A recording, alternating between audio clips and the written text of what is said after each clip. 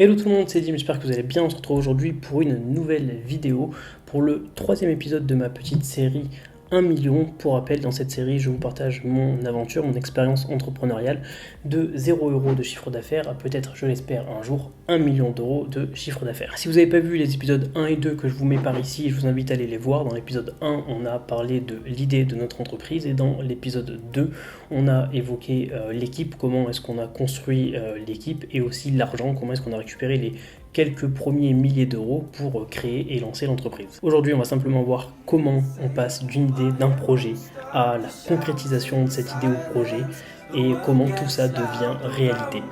L'épisode 3 de la petite série 1 million, c'est parti. So far, we've seen 25 new billion-dollar startups on pace with last year. Says it could attract a price tag of $9 billion. Fundraise that we just announced this week are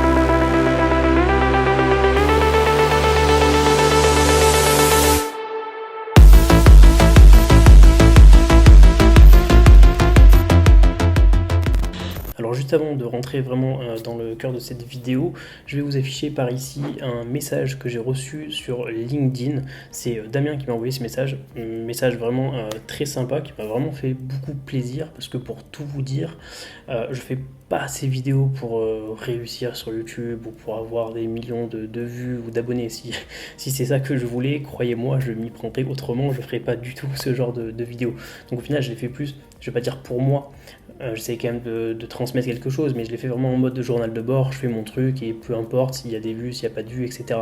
Et au vu des quelques vues que ça fait, 100, 150 vues, ce qui paraît aujourd'hui tellement dérisoire par rapport à ce qu'on peut voir sur YouTube, j'imaginais pas vraiment qu'il y avait vraiment des gens que ça pouvait intéresser et des gens à qui ça pouvait apporter quelque chose, tellement le nombre de vues est insignifiant et au final, la preuve que si, avec le message de Damien, donc ça m'a vraiment fait super plaisir, ça m'a vraiment touché et donc j'en profite pour vous dire que voilà, si vous existez vraiment, si vous trouvez un intérêt au contenu que je produis ici, si ça vous plaît, n'hésitez pas à me montrer que vous existez et à m'envoyer un petit message, que ce soit sur LinkedIn ou sur Twitter ou sur Facebook ou n'importe où. Vous pouvez me trouver à peu près n'importe où, d'autant plus que alors j'ai beaucoup de boulot, je vous rassure, mais voilà, j'ai pas des milliers ou des centaines de messages par jour, donc si vous m'envoyez un petit message comme ça, je trouverai toujours le temps pour vous répondre. Voilà, je referme la parenthèse, merci à Damien, et peut-être à très bientôt si vous m'envoyez un message, un de ces quatre. Bon, maintenant c'est parti, on rentre dans le cœur de la vidéo.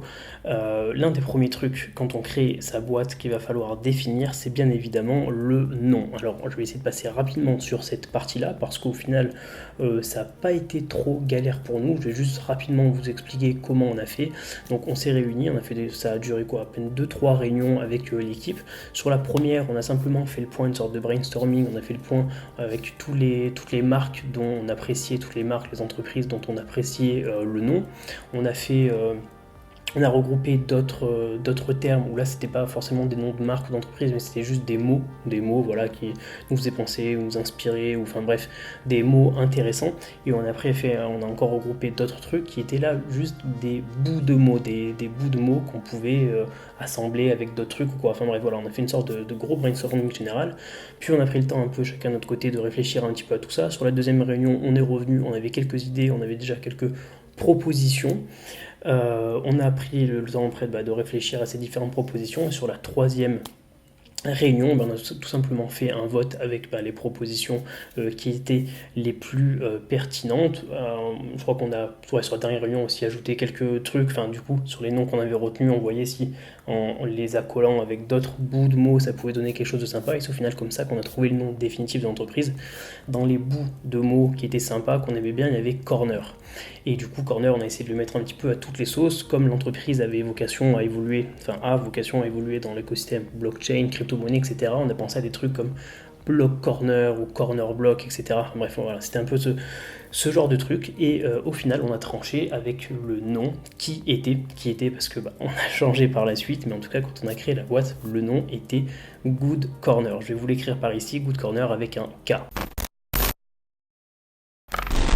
En soi, ce nom, comme je l'ai dit, on n'a pas trop galéré à le trouver, on a été plutôt satisfait, hormis évidemment pour nous français, le parallèle est un peu rapide avec Good Corner, ça fait Bon Coin, ça fait Le Bon Coin, ça fait pas Ultra Quali, enfin bref, hormis ce truc-là, globalement, on en était plutôt satisfait. Puis on est passé à la deuxième étape, celle-ci un petit peu plus galère, qui est celle du logo. Je vais vous débriefer ça très rapidement, je vais vous afficher partout sur l'écran tous les logos qu'on a fait avant de se décider. Donc voilà, je vais essayer de vous en mettre un petit peu partout. Et je vais directement vous donner celui qu'on a choisi après pas mal de temps, pas mal de réflexion. On a retenu ce logo là. Et je vais tout de suite vous donner un premier conseil dans cette vidéo. Alors, pour rappel, je ne vous donne pas des conseils parce que je sais et vous savez pas. Non, je vous donne des conseils simplement parce que j'ai fait des conneries.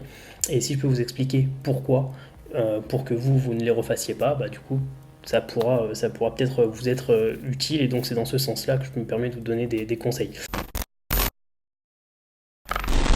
Donc, en gros, première connerie par rapport à ça, et donc premier conseil que je peux vous donner, c'est si vous avez un doute avec le logo à cette étape-là, donc à cette étape-là, ça veut dire à l'étape où vous êtes en train justement de rechercher un logo, et donc le fait de se dire je choisis celui-ci, puis en fait non je choisis celui-ci, ça n'a quasiment aucun impact, vous pouvez changer comme vous voulez. Et donc c'est le bon moment pour changer si jamais vous avez un doute. Ne vous entêtez pas dans un truc, si vous pensez qu'il y a peut-être des freins ou des choses qui ne vont pas aller par la suite, ne faites pas l'erreur de vous dire « ouais c'est pas grave, on verra plus tard », parce qu'une fois que le logo il est de partout, c'est plus du tout la même histoire pour changer. Pourquoi je vous dis ça ? Eh bien simplement parce que le logo que je vous ai montré, c'était pas tout à fait le logo définitif. Le logo définitif, c'était celui-ci.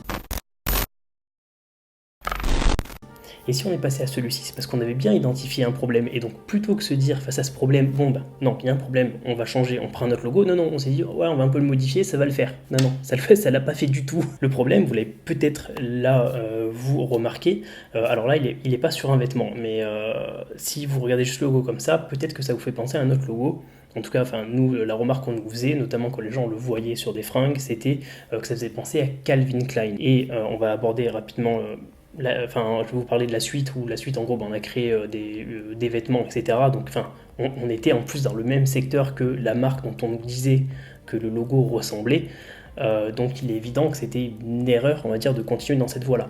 Pour autant, donc comme je vous ai dit, plutôt que changer le logo, on s'est dit non, on va un peu le modifier. Donc plutôt qu'avoir la barre qui était en rouge, on a mis le K en rouge, ce qui en soi n'était pas non plus déconnant parce que du coup notre idée, donc c'est une idée de cashback, j'achète un produit et j'obtiens un cashback en crypto-monnaie qui va me permettre de gagner de l'argent, etc. Et du coup le K en rouge fait une sorte de flèche qui revient vers le G, et donc en gros ça illustre le cashback, ça illustre notre concept, et donc en soi c'est pour ça qu'aussi on l'a gardé. Mais avec du recul, je peux vous dire que c'était une mauvaise idée. Donc voilà, pour finir avec le logo, si jamais vous avez un doute, profitez de l'étape où ça ne vous coûte rien de changer et pour partir sur un truc avec lequel vous êtes safe à 100%.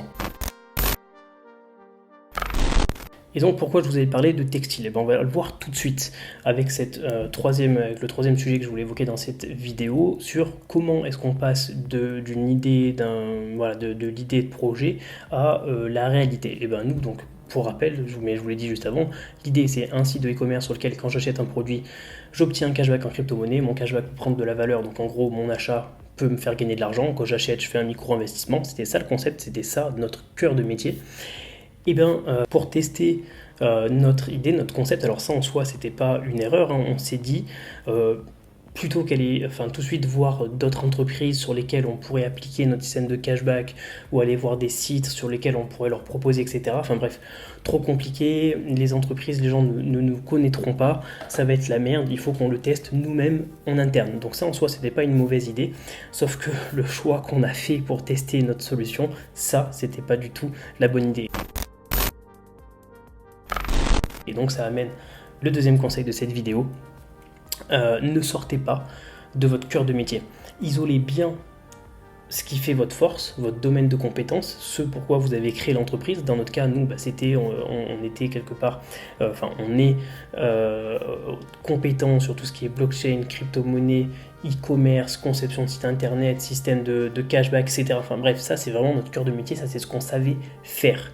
Et bien, identifiez clairement ce que vous savez faire et évitez d'en sortir parce que forcément vous serez moins compétent et vous risquez de perdre et du temps et de l'argent. Et donc c'est exactement ce qui s'est passé pour nous, puisque pour tester notre système de cashback, et ben on s'est dit pourquoi pas créer une marque de fringues. Bah oui, après tout, c'est vrai, on voit tout le monde sur internet qui crée comme ça des marques de fringues, ça a l'air super facile, on va faire ça, ça va nous prendre 2 semaines, on va sortir une petite marque de fringues, et puis voilà, puis les gens ils pourront acheter du coup, ils pourront acheter nos produits et profiter de notre système de cashback. Sauf que ça s'est pas du tout passé comme ça. Créer une marque de fringues, c'est évidemment un putain de vrai métier, et ça s'improvise pas. Et pourtant, on s'est lancé là-dedans, et du coup, le résultat, c'est qu'on a perdu, je vous la fais très courte, on a perdu beaucoup d'argent, et on a perdu beaucoup de temps, parce que quand on connaît pas un domaine, il faut tout apprendre, et donc on perd du temps et de l'argent. Pour faire très simple, je me suis mis quelques notes. Au début, il y a la recherche de partenaires, d'ateliers. Vous ne croyez pas que vous allez trouver comme ça un atelier en faisant une recherche sur Internet. J'ai passé des semaines à rencontrer différents ateliers. Au total, j'ai dû en rencontrer physiquement plus d'une dizaine, entre le nord de la France, le Grand Est et la région lyonnaise. J'ai rencontré plein d'ateliers, donc j'ai passé beaucoup de temps. Une fois que vous avez isolé ceux avec lesquels potentiellement vous pouvez travailler, parce qu'évidemment, quand vous avez rendez-vous avec eux, alors que ce soit des ateliers dans notre cas, ou que ce soit peut-être autre chose dans votre cas, sur un premier contact, hormis quelques exceptions, ils sont tous parfaits, ils savent tous faire, ils savent tous en plus faire mieux que les concurrents, enfin ils sont tous parfaits, ce qui veut dire que le seul truc qui va vous permettre de trancher, c'est qu'au bout d'un moment, il faut sortir la carte et il faut avancer des frais, c'est-à-dire qu'en fait il faut faire des maquettes, il faut faire des tests, il faut faire des essais, et donc tout ça, ça vous coûte de l'argent quand vous devez faire des essais ici, puis là-bas, puis là, puis là, puis là, donc là du coup, en plus de perdre du temps, on perdait énormément d'argent, par rapport à l'argent qu'on avait généré qu'on avait prévu pour lancer l'entreprise. Une fois qu'il s'est écoulé donc plusieurs semaines et même facilement 2 mois, presque 3 mois, et que vous avez enfin le partenaire avec lequel vous allez travailler, il va falloir du coup concevoir la gamme, concevoir vraiment votre projet. Donc dans notre cas c'était très simple, on voulait juste un t-shirt, un polo, un sweat, soit en noir, soit en blanc, soit pour hommes, soit pour femmes, avec à chaque fois broderie au niveau du cœur et marquage au niveau du cou. Voilà, pour moi c'était vraiment quelque chose de simple. Il faut croire que c'est déjà quelque chose de trop compliqué pour que ça puisse être fait sans problème par les partenaires. Si vous saviez les problèmes qu'on a eu, si vous voulez, je reviendrai, peut-être je ferai une vidéo dédiée là-dessus. Si jamais c'est quelque chose qui vous intéresse, dites-le moi dans les commentaires. Mais on a eu des galères, vous imaginez même pas que ce genre d'erreur puisse être possible. Enfin, c'est vraiment n'importe quoi. Donc bref, vous concevez votre gamme avec le partenaire, vous dépensez encore du temps, encore de l'argent, à chaque fois sur quelque chose qui n'est pas du tout votre métier, et votre temps et votre argent, au lieu de le consacrer sur ce qui fait vraiment votre entreprise, là vous le passez sur quelque chose, je l'ai passé du coup sur quelque chose qui avait strictement rien à voir. Et ensuite, quand vous dites ça y est, c'est fini, c'est bon, la gamme est conçue, c'est parfait, on a notre partenaire, c'est nickel, non. Et là du coup il faut vous aventurer à prévoir tout ce qui est logistique. Comment est-ce qu'on emballe les trucs? Donc il faut faire des emballages sur mesure, selon ce que vous voulez faire, et faire personnaliser. Donc là après je vous épargne toute l'étape de recherche de partenaires logistiques, bref, pour faire vos emballages, faire des comparatifs, des tests, des machins, tout un bordel. Bref, c'est exactement la même chose. Là aussi vous cramez du temps et vous cramez de l'argent. Ensuite, qu'est-ce que je me suis noté? Au niveau expédition, toute la tarification, choisir un partenaire, comment vous allez expédier vos colis, que ce soit vraiment en termes de logistique, de manœuvre, ou que ça soit en termes financiers, quel service vous allez utiliser, etc. Après, le stockage aussi, l'expédition à proprement parler, le service après-vente, bref, vous voyez que au final, on a mis le doigt dans un truc qui n'était pas notre métier, où on pensait que voilà, ça allait se faire rapidement, mais pas du tout. Et au final, ce truc-là, ça a duré des mois, et ça fait que pendant des mois, on bossait sur toute autre chose que ce qu'on aurait dû faire à la base. Et donc là, ça y est, on a la logistique, tout est prêt, tout est ok, là on se dit c'est bon, on est au bout du tunnel, on va enfin pouvoir sortir. Et non, parce qu'une fois que vous avez votre gamme et que vous avez tout calé, c'est bon, tout est ok au niveau de la logistique, vous êtes vraiment raccord sur tout, Et bah du coup il faut faire de la com. Comment on fait de la com? Et bah du coup il faut prendre des modèles, il faut prendre un photographe, il faut booker des journées et organiser des shootings photos. Et donc là encore, et bah c'est de l'argent et c'est du temps pour un truc sur lequel qui n'est encore une fois pas votre métier. Donc voilà, je suis désolé c'était un petit peu long, mais c'est vraiment pour vous montrer que on a vite fait de s'aventurer sur un truc où on ne devrait pas et on risque de cramer beaucoup d'énergie. Pour faire très simple, on risque de cramer beaucoup d'énergie et c'est vraiment dommage. C'est une erreur qu'on a fait. Et donc voilà pour le conseil. Faites attention pour vous, essayez de rester dans ce que vous maîtrisez. Voilà, on arrive à la fin de cette vidéo. Désolé si c'était un peu long, mais je pense que j'ai fait à peu près le tour de tout ce que je voulais vous dire. Oui, évidemment, je fais exprès d'arrêter là, puisque je pense que vous l'avez deviné, l'étape d'après, une fois que tout était ok, donc pour vous resituer à ce moment-là, quand on termine de régler tous ces petits problèmes-là, etc., on est fin d'année 2018, tout début 2019. Je crois que le shooting photo, donc là, à la fin, on était quasiment tout ok, le shooting, c'était tout début 2019 et à ce moment-là, donc une fois que c'était ok au niveau logistique, au niveau des produits, etc., on a finalisé notre plateforme, le site qui donc à la base était quand même le truc le plus important et on s'est mis en tête de faire un lancement pour avril 2019. Et donc évidemment, dans le prochain épisode de cette petite série, dans l'épisode 4, on verra comment est-ce qu'on a prévu ce lancement, qu'est-ce qu'on a mis en place, comment s'est passé le lancement et surtout quels ont été les résultats. Est-ce que ça a marché? Est-ce que ça n'a pas marché? Voilà, je vous ferai un débrief complet de cette première étape importante pour Good Corner. Voilà, je vous ai tout dit. Si vous êtes toujours là, merci beaucoup. Comme je l'ai dit au début de la vidéo, n'hésitez pas à interagir avec moi en m'envoyant un message, enfin que ce soit un commentaire en bas de cette vidéo ou en m'envoyant un message où vous le souhaitez, je vous répondrai toujours avec plaisir. Je ne sais pas du tout quand cette vidéo va sortir, je ne sais pas si ça sera fin 2019 ou début 2020. Bon, en tous les cas, je vous souhaite une excellente année. J'espère qu'elle vous apportera tout ce que vous souhaitez. De mon côté, il se peut que cette année 2020 soit extrêmement intéressante. Pour les quelques-uns qui me suivent, notamment sur Twitter, c'est là où je suis le plus actif. Je pense que vous avez vu quelques trucs passer parce que vous avez bien compris entre ce que je vous raconte là, qui s'est passé il y a quelques mois et ce qui se passe maintenant, voilà, il y a une petite différence et ça bouge plutôt pas mal. Donc voilà, si vous voulez vous spoiler et voir ce qui s'est passé après, vous me suivez tout simplement sur mes différents réseaux. Bref, je vous souhaite une excellente année. Je vous dis à la semaine prochaine pour une nouvelle vidéo qui sera un nouvel épisode de Startup Stories, une petite vidéo dans laquelle je vous raconte l'histoire d'une startup qui a réussi. D'ailleurs, vous pouvez aller voir le dernier épisode qui était, donc le premier c'était sur Airbnb, le deuxième c'était sur Blablacar, je vous les mets par ici. Vous pouvez aller donc sous l'épisode de Blablacar me suggérer une idée d'entreprise dont vous voudriez que je raconte l'histoire. Merci encore d'avoir regardé cette vidéo, si elle vous a plu, n'hésitez pas à laisser un petit like, à vous abonner et activer les notifications. C'était Dim, ciao.